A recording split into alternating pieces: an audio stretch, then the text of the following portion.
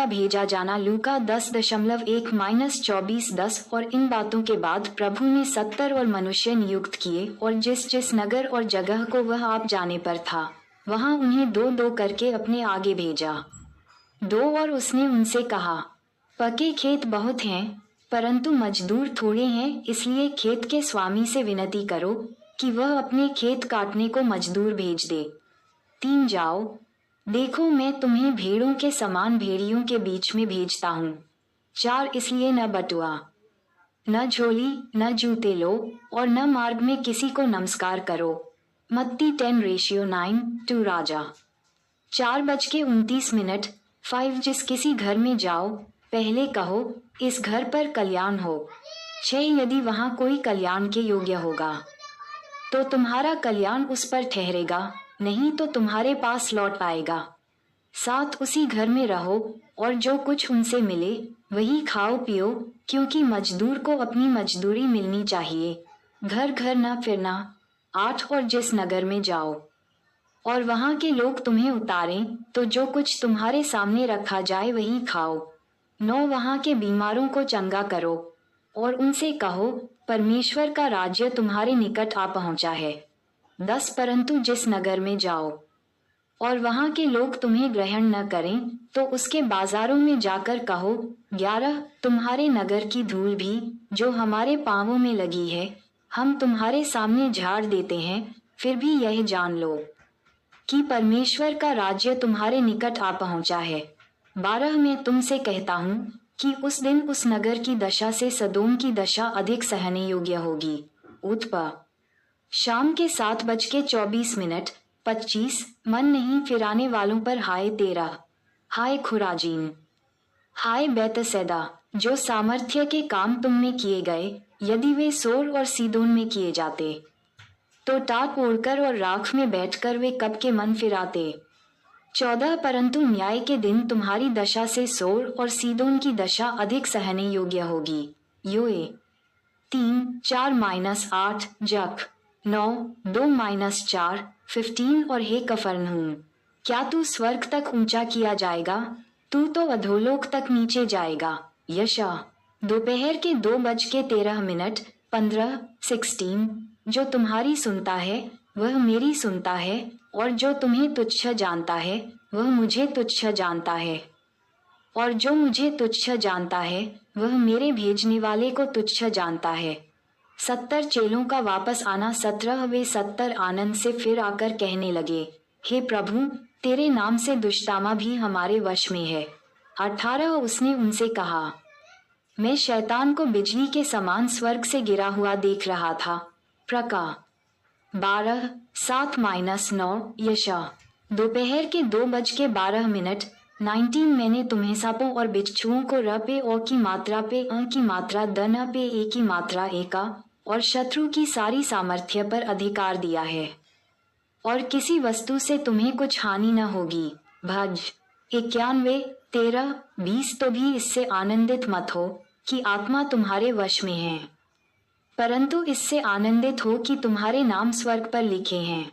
पुत्र द्वारा पिता को प्रकट करना। 21 उसी घड़ी वह पवित्र आत्मा में होकर आनंद से भर गया और कहा, हे पिता, स्वर्ग और पृथ्वी के प्रभु, मैं तेरा धन्यवाद करता हूँ कि तूने इन बातों को ज्ञानियों और समझदारों से छिपा रखा और बालकों पर प्रकट किया। हाँ हे पिता, क्योंकि तुझे यही अच्छा लगा।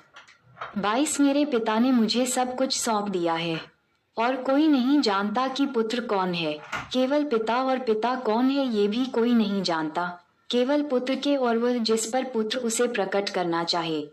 23 और चेलों की ओर मुड़कर अकेले में कहा, धन्य हैं वे आंखें जो ये बातें जो तुम देखते हो देखती हैं। 24 क्योंकि मैं तुमसे कहता हूँ कि बहुत से भविष्यद्वक्ताओं और राजाओं ने चाहा कि जो बातें तुम देखते हो देखें पर न देखीं, और जो बातें तुम सुनते हो सुने पर न सुनी।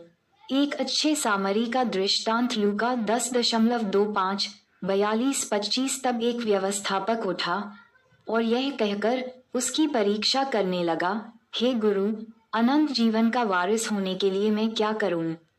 26 उसने उससे कहा, व्यवस्था में क्या लिखा है, तू कैसे पढ़ता है? 27 उसने उत्तर दिया, तू प्रभु अपने परमेश्वर से अपने सारे मन और अपने सारे प्राण और अपनी सारी शक्ति और अपनी सारी बुद्धि के साथ प्रेम रख, और अपने पड़ोसी से अपने जैसा प्रेम रख। मत्ती रात के 10:37 व्यव 6:5 व्यव 10:12 यहो 22:5 उसने उससे कहा, तूने ठीक उत्तर दिया, यही कर तो तू जीवित रहेगा। लेव्य 18:5 परंतु उसने अपने आप को धर्मी ठहराने बी की इच्छा से यीशु से पूछा, तो मेरा पड़ोसी कौन है?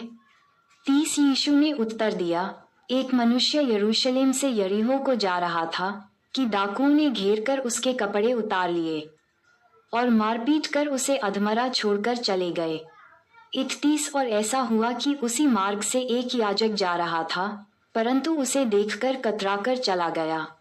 32 इसी रीति से एक लेवी सी उस जगह पर आया, वह भी उसे देखकर कतराकर चला गया।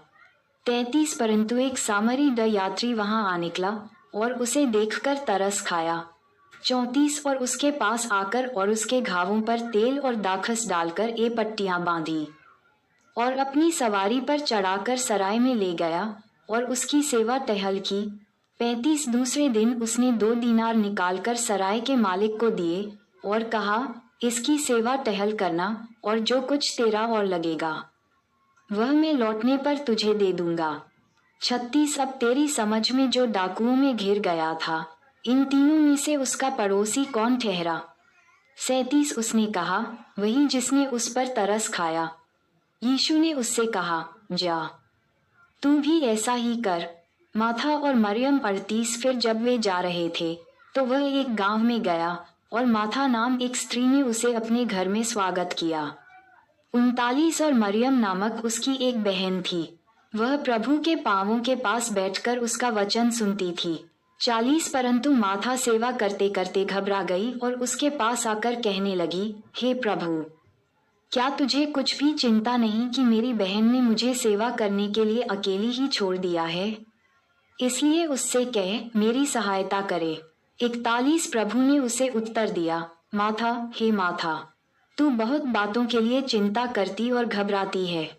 42 परंतु एक बात अवश्य है और उस उत्तम भाग को मरियम ने चुन लिया है, जो उससे छीना न जाएगा। माताएं एवं बहनों, अगर हमारी ये वीडियो आपको अच्छी लगी हो तो कृपया करके वीडियो को लाइक, शेयर और सब्सक्राइब करना ना भूले, ताकि हमारी वीडियो आप सभी तक बहुत जल्दी पहुँचे। आमीन। हालेलुया।